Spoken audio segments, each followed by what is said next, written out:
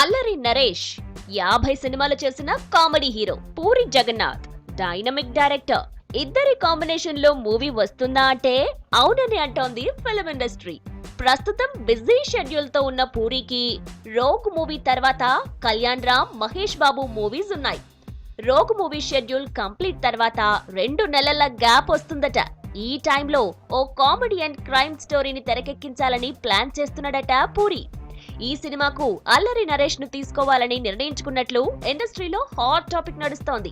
ఈ short term లోనే single షెడ్యూల్లో మూవీని పూర్తి చేసి విడుదల చేయాలని డిసైడ్ అయినట్లు సమాచారం. ఇటీవలే పెళ్లి చేసుకుని 50వ సినిమా పూర్తి చేసిన అల్లరి చేతిలో పెద్ద మూవీస్ అయితే ఏవీ లేవు. డేట్స్ కూడా ఖాళీగానే ఉన్నాయి. దీంతో సింగిల్ షెడ్యూల్లో వర్కౌట్ చేస్తే బాగుంటుందని ప్లాన్ చేసుకుంటున్నాడు పూరి. దీనికి సంబంధించి కథ కూడా రెడీగా ఉందట. సో పూరి చేతిలో అల్లరి ఏ యాంగిల్లో కనిపిస్తాడో చూడాలి.